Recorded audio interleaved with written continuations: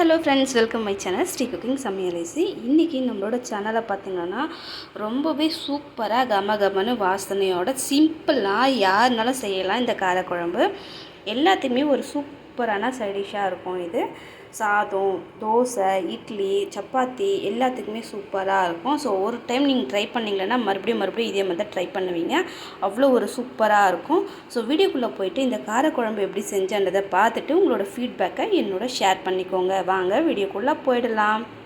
வெண்டைக்காய் காரக்குழம்பு செய்கிறதுக்கு ஃபஸ்ட்டு கடாயை வச்சுக்கோங்க. கடாய் நல்லா ஹீட் ஆனோடனே இதில் ஒரு 3 டேபிள் ஸ்பூன் போல் எண்ணெய் சேர்த்துக்கோங்க. நீங்கள் நல்லெண்ணெய் சேர்த்து செய்யுங்க, இல்லைன்னா கடலெண்ணெயும் சேர்த்து செய்யுங்க, நல்லாயிருக்கும். எண்ணெய் நல்லா சூடானதும் 4 ரெட் சில்லி சேர்த்துக்கோங்க. இப்போ இதோட க்யூபாக கட் பண்ணி வச்சுருக்கிற வெண்டைக்காய் அப்படியே சேர்த்துக்கோங்க.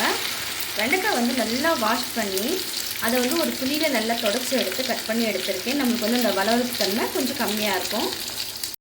இப்போ இதை நல்லா ஃப்ரை பண்ணிக்கோங்க எண்ணெயில். இப்போ வெண்டைக்காய்லாம் ஓரளவுக்கு நல்லா வதங்கிடுச்சு எண்ணெயில் பாருங்கள். இந்த அளவுக்கு வதங்கணுன்னே இது ஒரு பிளேட்டுக்கு அப்படியே மாற்றிக்கோங்க. எல்லாத்தையும் அப்படியே எடுத்து ஒரு பிளேட்டுக்கு வச்சு சர்வ் பண்ணிக்கோங்க.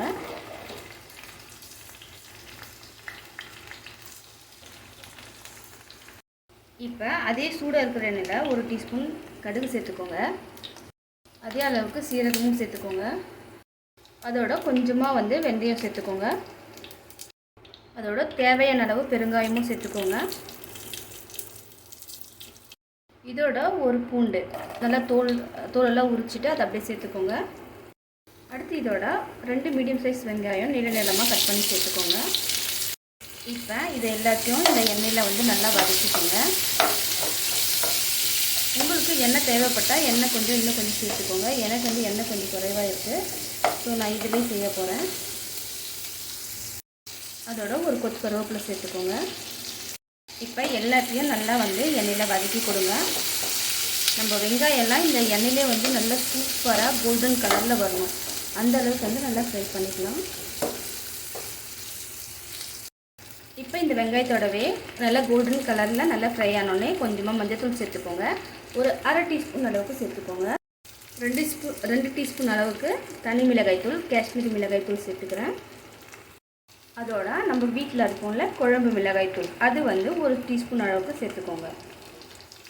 சேர்த்துட்டு லைட்டாக இதை வதக்கி கொடுங்க. மிளகாய்த்தூள் கருகக்கூடாது, அந்த அளவுக்கு நல்லா வதக்கி விட்டுட்டு,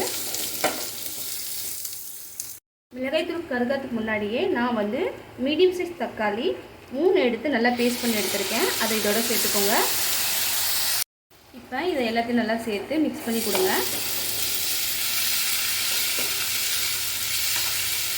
இது வெண்டைக்காய் காரக்குழம்புக்கு அவ்வளோ ஒரு சூப்பராக இருக்கும். ஸோ நல்லா மிக்ஸ் பண்ணி கொடுங்க. கொஞ்ச நேரம் வதங்கட்டும். இப்போ இது நல்லா வதங்கிடுச்சு பாருங்கள். கலரும் நல்லா மாறி இருக்கு. நல்லா வதக்கி விட்ட அப்புறம் எண்ணெய்லாம் மேலே தெரிஞ்சு வந்தது இல்லையா, இந்த ஸ்டேஜில் கொஞ்சமாக ஒரு 50 கிராம் போல், ஒரு சின்ன கோலி சைஸ் போல் நான் புளி எடுத்து அதை கரைச்சி எடுத்துருக்கேன். அந்த தண்ணி இதோட சேர்த்துக்கோங்க. இப்போது இன்னொரு டைம் நல்லா மிக்ஸ் பண்ணி கொடுங்க.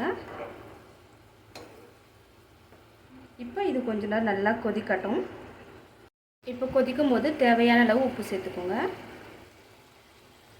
உப்பு சேர்த்துட்டு ஒரு டைம் நல்லா கலக்கி விடுங்க. இப்போ நல்லா கொச்சி எண்ணெய்லாம் தனியாக பிரிஞ்சு வருது. இந்த ஸ்டேஜில் நமக்கு எவ்வளோ தண்ணி தேவையோ அவ்வளோ சேர்த்துக்கோங்க. நான் ஒரு 150 கிராம் போல் தண்ணி சேர்த்துக்கிறேன். இப்போ ஒரு டைம் நல்லா கலக்கி விடுங்க. நான் தண்ணி கிராம அளவில் சொல்லிட்டேன், சாரி, 150 ml சேர்த்துக்கிறேன், அவ்வளோதான். ஏன்னா நான் குழந்தைங்க மட்டும்தான் இருக்கோம், மாமா இல்லை வீட்டில், மாமா வெளியே போயிருக்காங்க. ஸோ குழந்தைங்களுக்கும் எனக்கும் ஆகிற மாதிரி தான் இந்த கிரேவி இன்றைக்கி வச்சுருக்கேன் நான். இப்போ நல்லா கொதிக்க ஆரம்பித்த உடனே பாருங்கள், சூப்பராக கலர்ஃபுல்லாக செம வாசனையோடு இருக்குது. இப்போ இந்த ஸ்டேஜில் நம்ம ஆல்ரெடி ரோஸ்ட் பண்ணி வச்ச வெண்டைக்காவை சேர்த்துக்கோங்க.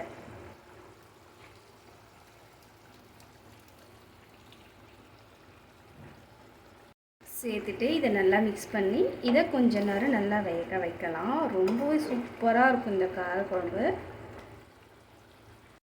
அவ்வளோதான். இப்போ பார்த்திங்கன்னா வெண்டைக்காய் நல்லா வெந்து நம்மளோட சூப்பராக வெண்டைக்காய் காரக்குழம்பு பார்த்திங்கன்னா ரொம்பவே சூப்பராகவும் சிம்பிளாகவும் இருந்ததில்ல. கண்டிப்பாக உங்களுக்கு பிடிக்கும் நம்புகிறேன் இந்த வீடியோ.